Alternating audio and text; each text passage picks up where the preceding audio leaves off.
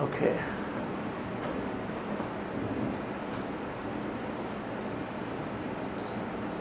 I have a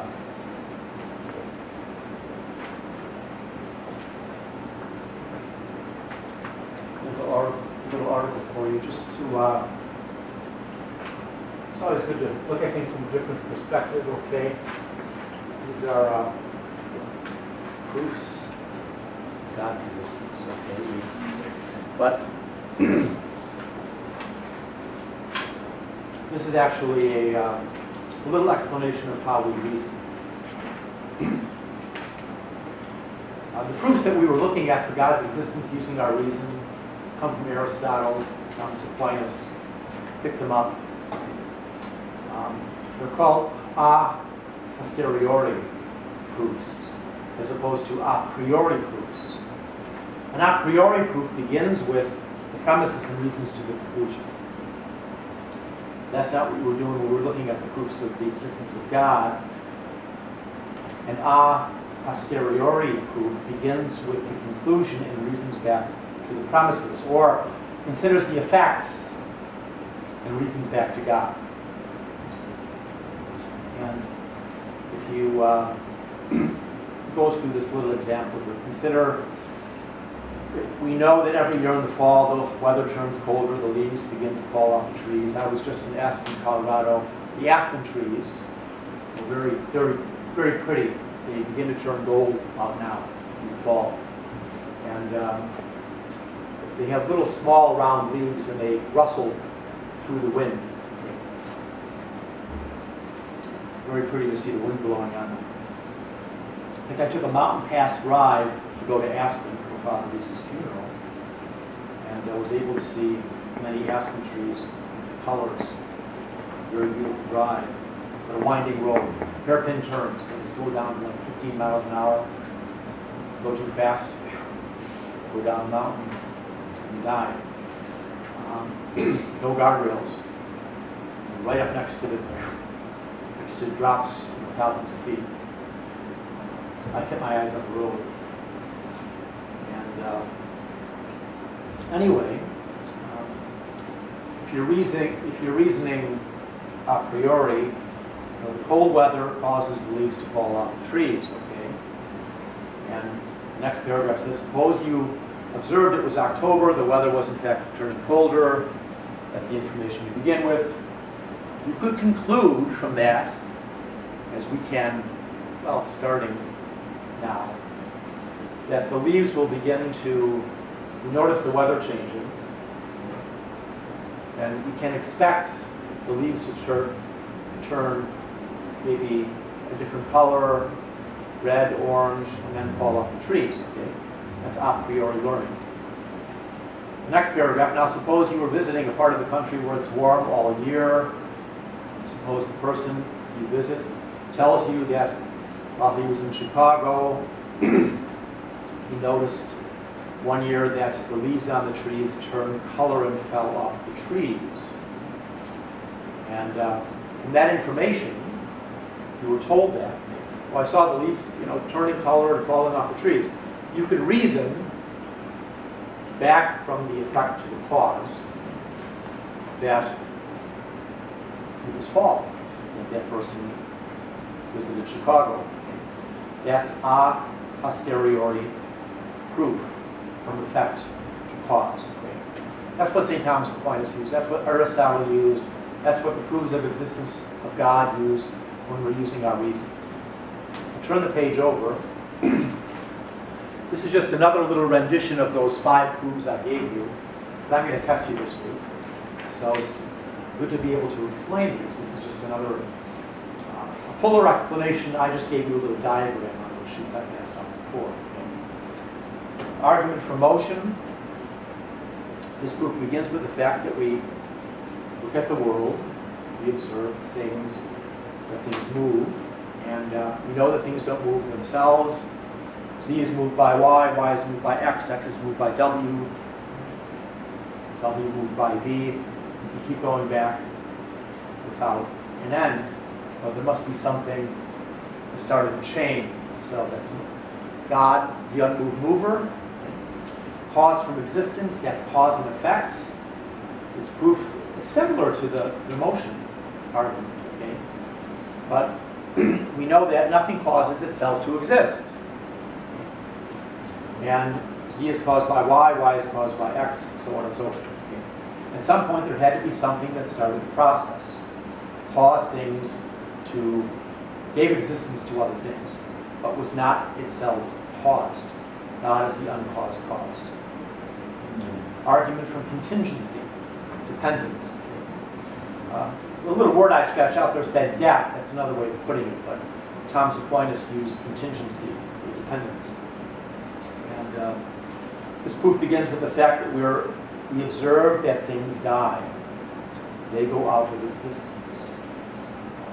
Therefore, it is possible for something to exist or not exist. Remember the example I gave? If I drop dead here, are you going to continue existing? You would hope so. Father Reese has died, sadly. We still are here. And if everything has the capacity not to exist, like us, the capacity to die, then there could have been a time when nothing existed. Well, if there was ever a time when nothing existed, then nothing would exist now, because something doesn't come from nothing. Therefore, there must be something that does not have the capacity of going out of existence. It doesn't depend on anything for existence either. That's the necessary being, I wrote in there, upon whom all contingent beings rely or depend. That's God. God depends on nothing, no thing, no one else to exist.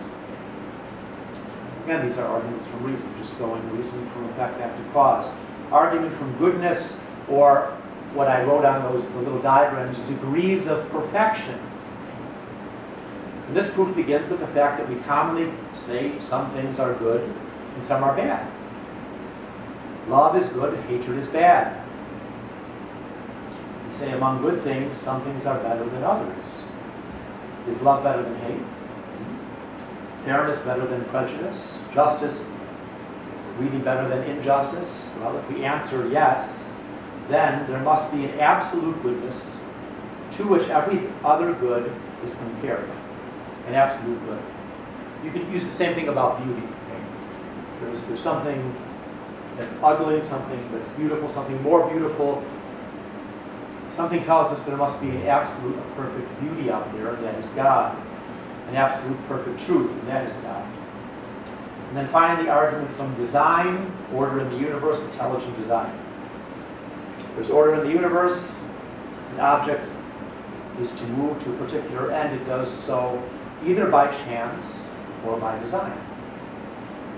I threw up the letters, they fell down by chance. You figured out what they were, looking at them. Okay?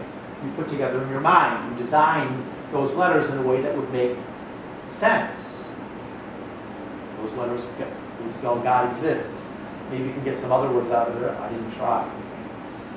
But since all heavenly bodies, all things of the earth can be seen to move toward a particular goal or end, it's evident that their acting is not by chance, but by something intelligent.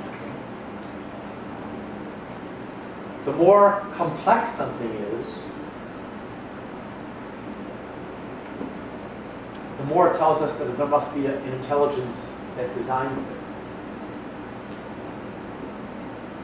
So those pieces we were viewing on the signs, okay, that's what it tended to point toward, an intelligent design.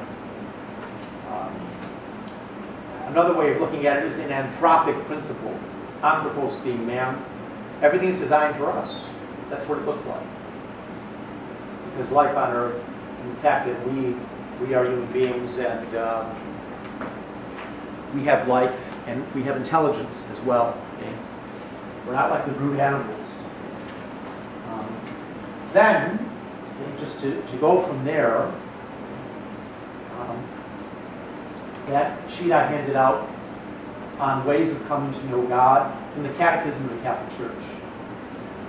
Besides those 5 arguments from reason, we have moral arguments or arguments from the human person. The fact that we're rational beings points to the fact that there's probably a God. We have an openness to truth, to beauty, to moral goodness. We have a conscience. John, do you remember what a conscience is? Give me a definition. What is conscience? Conscience is You say, I'm following my conscience. What are you saying you're doing? it's like what we know is right. Okay.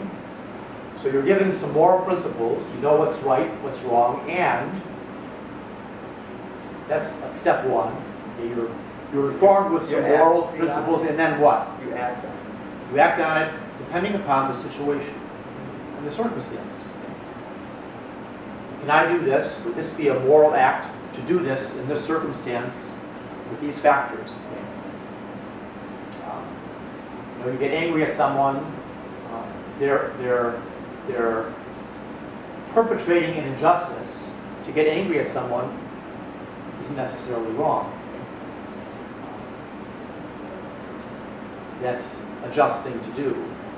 We should get angry when we see injustice, but it has to be reasonable anger. It has to be controlled.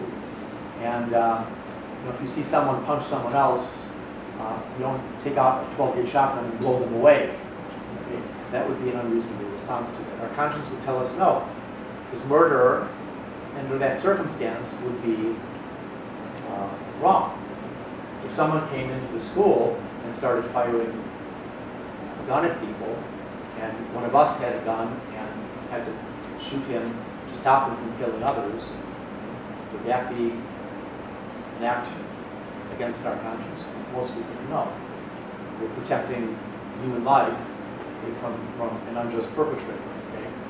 So conscience is a judgment of the intellect. Remember, that's what it is. You're going to judge from the circumstances at hand, applying moral principles, the 10 Commandments say, to what's happening, whether this action is good or bad. Yes? What's that word that goes with the definition, like the way we come to see the truth through intelligence or something? What? The way we come to see truth through intelligence. What is it? The way we come to see truth? Well, our intellect, okay, is made to know the truth. So when we recognize truth, it pleases our intellect, and it makes sense to us.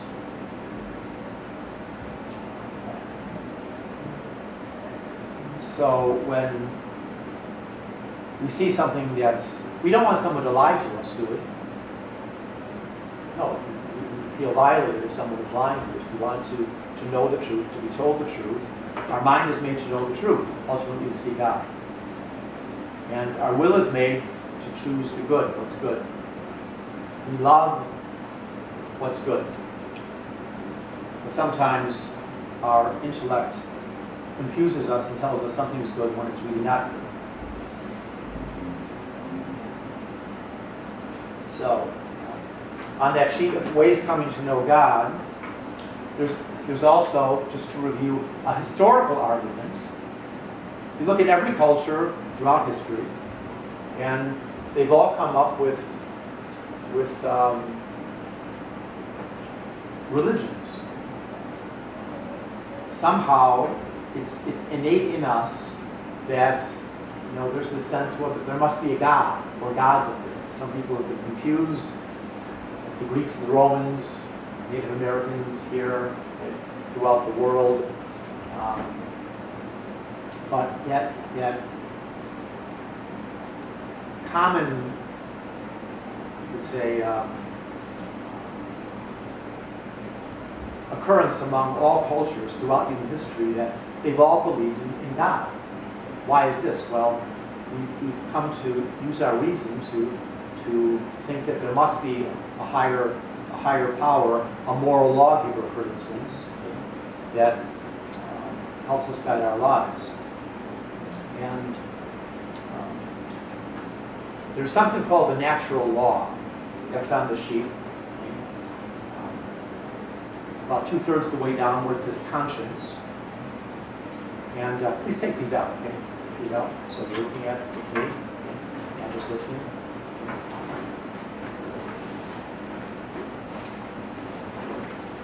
The natural law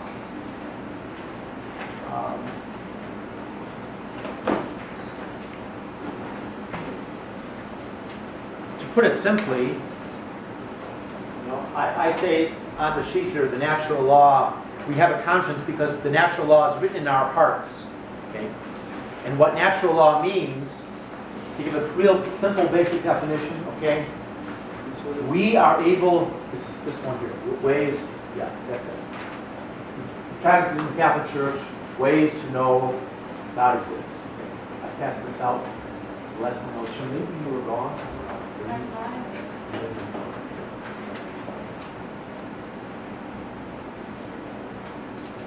The natural law written in our hearts, because of the natural law written in our hearts, we are able to know basic right and wrong and make moral judgments. The natural law is really our ability to reason and to know basic right and wrong. That's what the natural law is. And St. Paul makes reference to this in Romans when he says, when the Gentiles, who are the Gentiles? Who are the Gentiles, Luke? People who aren't Jewish, right? They weren't Jewish and they didn't have the law of Moses. Only the Jews had the law of Moses, the Ten Commandments. However, like I pointed out before, you looked, thousands of years before Christ, there was a pharaoh named Hammurabi who put together a code. Hammurabi's code. And you see the Ten Commandments there. That's what St. Paul's referring to here. When the Gentiles, the non-Jews, who do not have the law, they don't have the law of Moses, that is. They didn't have the Old Testament, you could say. Those who do not have the law by nature observe the prescriptions of the law, because all these different cultures, they had laws, against stealing, against murder, against lying, so on and so forth. Okay? Well, they are a law for themselves, even though they do not have the law of Moses. They use their reasoning powers to make laws to live by. They show that the demands of the law are written in their hearts, while their conscience bears witness, and their conflicting thoughts accuse or even defend them on the day when God will judge people's hidden works through Jesus Christ. Now, what is St. Paul saying there? Even if you grow up, a Hindu, a Buddhist, okay, if you grew up in the jungles of Brazil somewhere, and you never had the Ten Commandments taught to you, God is going to judge us. We're going to stand before God in judgment one day. When we die, we stand before God in judgment. That's the first thing that happens when we die. He didn't know it. Okay? So you can be ready. You die, you're before God in judgment. It's the particular judgment. Okay? And whether we live and die in a state of grace is going to depend upon where we spend eternity, heaven or hell. Okay? Well, we're going to be judged on, someone didn't know the law, okay? Hindu, Buddhist, somewhere in the jungles, never had the Ten Commandments. Okay? They're going to be judged on whether they followed the natural law written in their hearts, what they should have known, given their intellect. Okay? Wrong to steal, wrong to murder, wrong to lie. You can go through a number of things. Every culture, every civilization has had these basic laws in place. And it's something, how do they get to them? Well, by using our reason. We know that it's wrong to do certain things. So we're all going to be judged on it. Even if someone wasn't taught the law like we were. If someone never had the Ten Commandments spelled out for them, God will take into account someone's maybe what we call invincible ignorance. They couldn't have overcome it. Maybe for certain reasons. But basically, we all know right and wrong. We know it's wrong to steal, murder, lie, and so on and so forth. Okay? So, then I define conscience there. Okay? Judgment of the intellect, we apply the moral law to the circumstances judge whether an act is good, moral, or bad, evil. Now, those last two paragraphs, I just wanted to touch on those today before I go on to Pascal's wager. The world, man, attest that they contain within themselves neither their first principle nor their final end. What does that mean? That means, Brianna, you do not contain within yourself the first principle. You are not the reason for your existence. Neither am I. You're not either. Neither are you. None of us are. Nor our final end. We don't contain within ourselves our final end. We die, and well, our final end, we're made for God. God wants us to get there. Rather, they participate in being itself. Being with a capital B, God in God's being. God is who is, which alone is without origin or end. So only God is the first and last principle of himself. We're not. Thus, in different ways, man can come to know there exists a reality which is the first cause, the final end of all things that everyone calls God. God is the uncaused cause, the first cause. He's the final end. He's the goal that we're all going to. Number 35, man's faculties make him capable of coming to a knowledge of the existence of a personal God. Okay, remember what I said? With our reason, we can come to know that God exists by considering creation. Reasoning a posteriori, okay? From effects back to cause. Okay? Everything's order. There must be intelligence behind it. Okay? So, we're capable of knowing the existence of a personal God, but for man to be able to enter into real intimacy with him, to know that God is a loving God, that he's three persons in one God, for example, to enter into intimacy with him, God willed both to reveal himself to us, to man, and to give him grace to be able to welcome this revelation in faith. God revealed who he was to us, starting in the Old Testament, in the New Testament. That's divine revelation. Remember, we're talking about natural revelation up to here. Looking at nature, using our reason. That's natural revelation. Divine revelation, God has intervened in the world and sent chosen people like Abraham, Moses, the prophets, and then sent his son. That's how he has revealed himself to us in order that we may enter into an intimate relationship with him and be called his children. Think of ourselves as his children. He is a God, our loving Father. Jesus, our brother.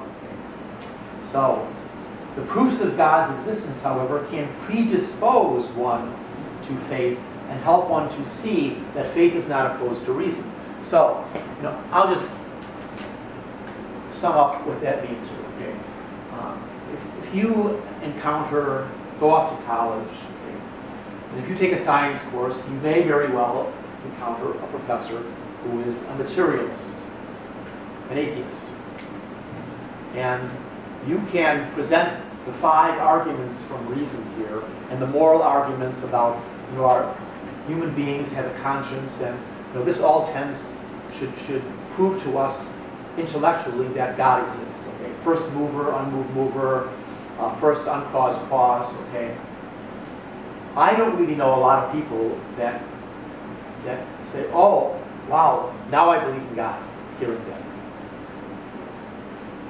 it takes a little more. But at least, as it says here, this can predispose people to be open to the fact that, okay, it's not unreasonable to believe in God. Like some people in the sciences tell us. Like Dr. Dawkins, Richard Dawkins. Okay. You're delusional if you believe in God. Well, sorry, we have good arguments to believe in God. See, I don't think Dr. Dawkins has ever had a personal, intimate relationship with God. And that's probably why he doesn't believe in God. And maybe, some of the things he said, he may even have been sexually abused as a child. Some of the things maybe can affect someone to just have a bad outlook toward God, who's a loving Father. Who knows? You have to pray for people like that. Anyway, so on the test that I'll give you on, maybe I'll give it out on either Wednesday or Thursday. I'll decide. Thursday I'm not here. I'll give it to you on either of those days. Know the 5 arguments that we went over. That's why I gave you that sheet today, just to be able to allow you to flesh out and explain those 5 proofs from reason that we get from the Greek philosophers and from St. Thomas Aquinas. Okay. Now, any of you ever heard of Pascal's wager? Pascal's wager. But I didn't heard before. Okay. Do you remember what it is, anyone? Isn't it like while you're on Earth, you choose to believe in God or not, but you don't really know whether or not He exists in God? Well, you're on the right track. It has to do about believing in God. Okay. Pascal was Blaise Pascal was his name. He was kind of a thinker. Actually a mathematician, a physicist, as well as a theologian. He lived in the 1600s. And I'll just write his name, Blaise Pascal.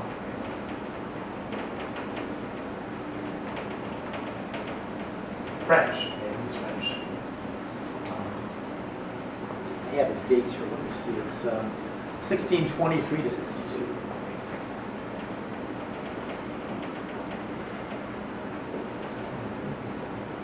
Died at 39. He was very young. He wrote a great work called Pensée. It's like thoughts and ruminations about things. Besides being a mathematician, he was delved into theology, and his wager, Pascal's wager,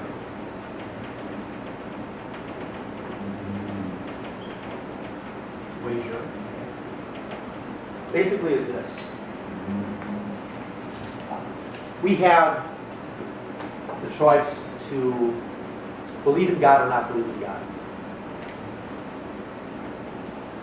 Now, if you're going to wager something on your own, the way you live your life and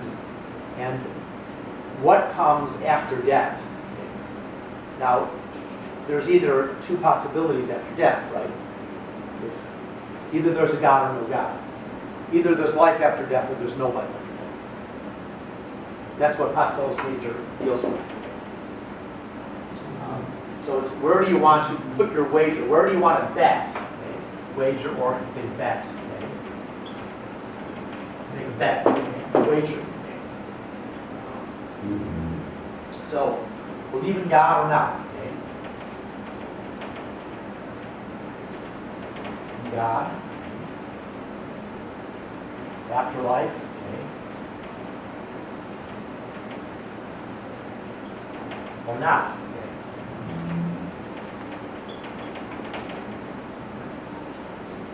What Pascal says, because he was a mathematician, we tried to think in maybe proportional ways or something. Okay. So if you choose to believe in God, okay, if you believe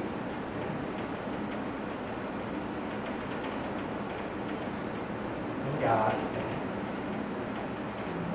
and you live your life according to your belief in God. Follow the commandments to a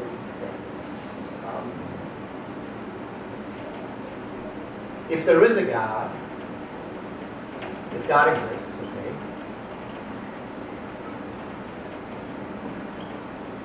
then, you know what that is? Just talk about reason. If then. If-then proposition is called a hypothetical syllogism. Okay? If this, then this. A good way to reason, to argue. Okay? If God exists, if I believe in God, if God exists, then, okay, in this life, okay,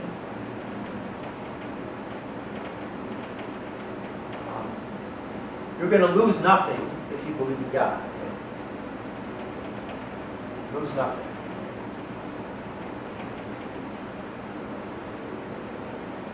That's kind of conditional. You may lose a little, maybe a little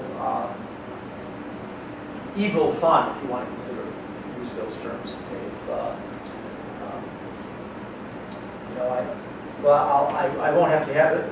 I won't get to have sex, drugs, rock and roll like other people have. If God exists, then I'm living my life according to God's existence. Okay? But really, you lose nothing. Okay?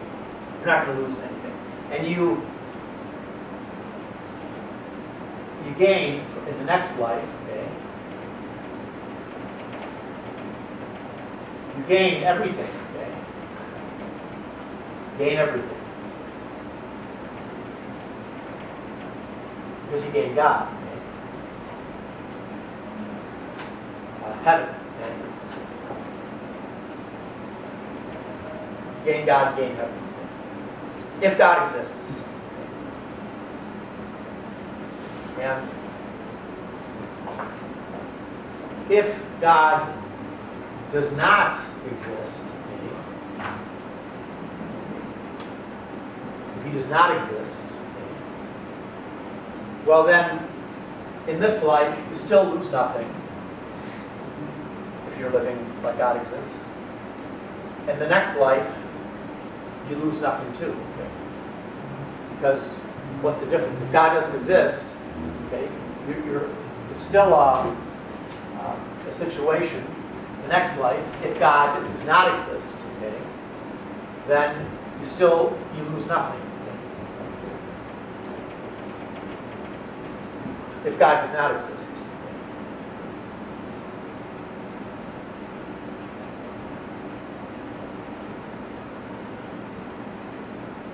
Now that's considering if you choose to believe in God. So, the bottom line is, if you choose to believe in God, God doesn't exist, you're not going to lose anything. Now, the other side of the wager is, if you can guess, if you don't believe in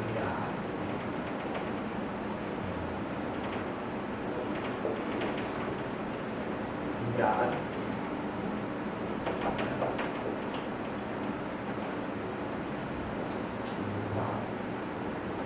and God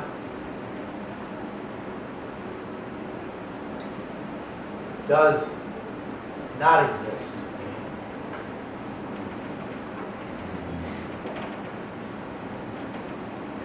Well then, in this life,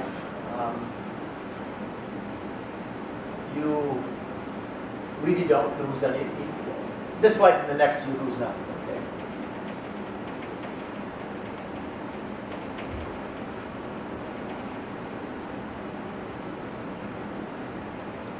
But if you don't believe in God and God does exist, okay,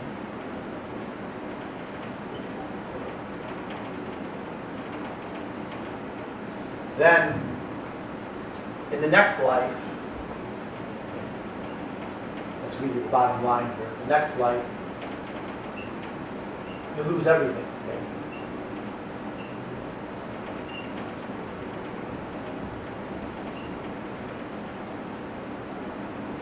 You lose God, you lose heaven.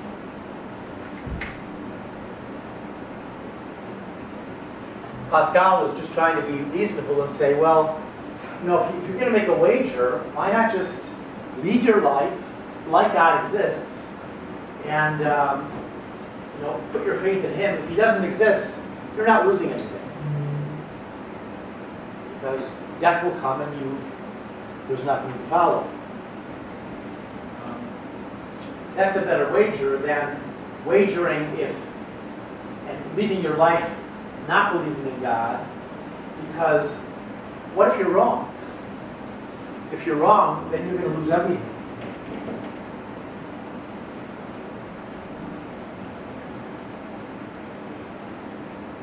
It's better to make the wager for believing God, because we don't want to lose God. We don't want to lose everything that we're made for, our final end. It's better to bet on the existence of God and lead our lives like He does exist. Try to put faith in Him. So that's Pascal's wager. If you're dealing with people that are looking at it from purely I don't know what you would say selfish motives.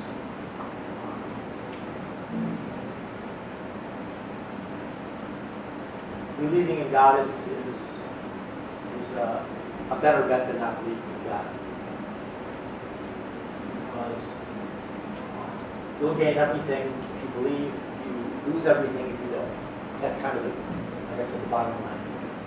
Gain everything if you believe, lose everything if you don't.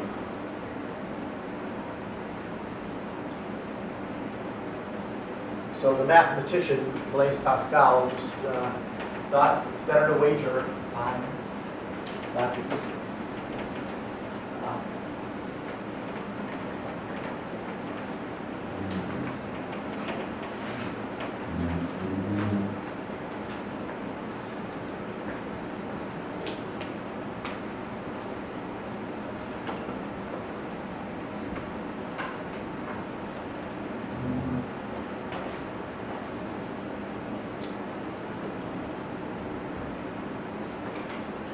Mrs. Pitpain, I think you answered those questions on the causes for error. That was more of a personal, interior approach to the topic of truth and error.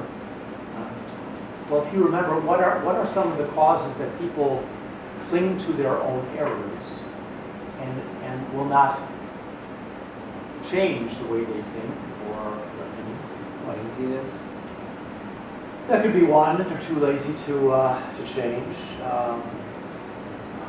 Any other reasons? Oh, they like their way better. Vanity. Why? Why would they like their way better? They get more out of it. They think they get more out of it. I think they do. Okay,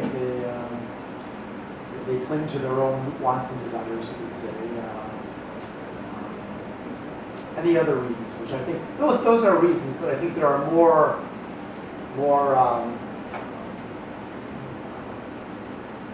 you'd say persuasive ones, or more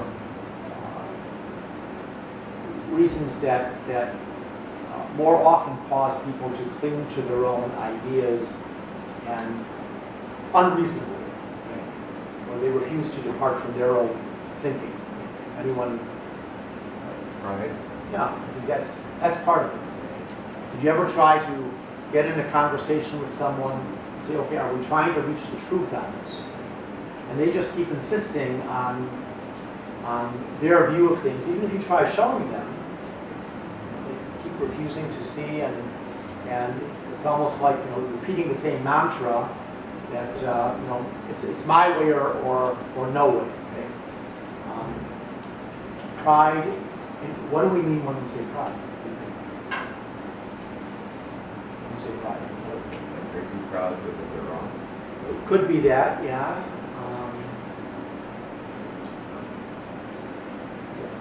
They convince themselves that there's no way they can be wrong. Okay. Someone can be prideful, arrogant. I'm always right. Everyone else is wrong. We've all encountered people like that, I think, right? Yeah. And are just very hard to convince and persuade to another viewpoint. Any other reasons? Which I think that's one of the big ones, but there's another big one too that you didn't mention that I think Father Dubé mentioned as well, which I was hoping someone would say it. And the way we lead our lives. Can you say anything in that regard? Do you recall the way we're leading our lives as far as morally or immorally? So a lot of people rationalize their behavior as sinners. They have to just keep insisting they're right because to admit they're wrong would cause them to have to change their lifestyle.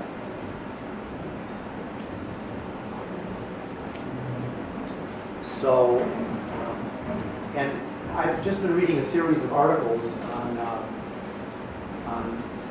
the homosexual agenda, the gay agenda, as it's called, and the desire of people who promote that agenda to crush any opposition, not allow any opposition, even other arguments to be put forward. And I think it's because if someone is say, locked into a sinful lifestyle and doesn't want to hear even a good persuasive argument why that lifestyle may be wrong, well, it's because could be because they are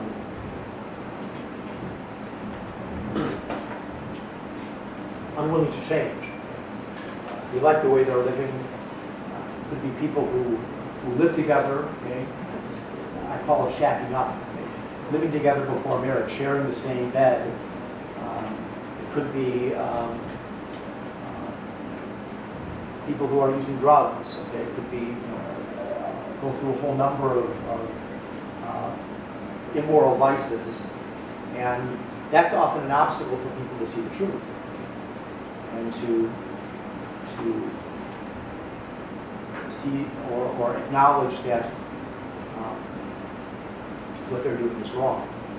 It's easier just to say, well, I'm not going to close the door on this person and not allow my mind even to consider that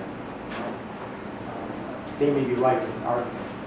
So I thought it was a good article. Mrs. Pimpane said this article changed her life, really changed her thinking when she read it first in college. Did she tell you that? Yeah. Did. The whole book is good, but we're not going to go through the whole book. Not going to follow the day. Okay. So, and I'll tell you tomorrow when we'll have our test, either Wednesday or Thursday. Okay. Depends upon what I get through tomorrow.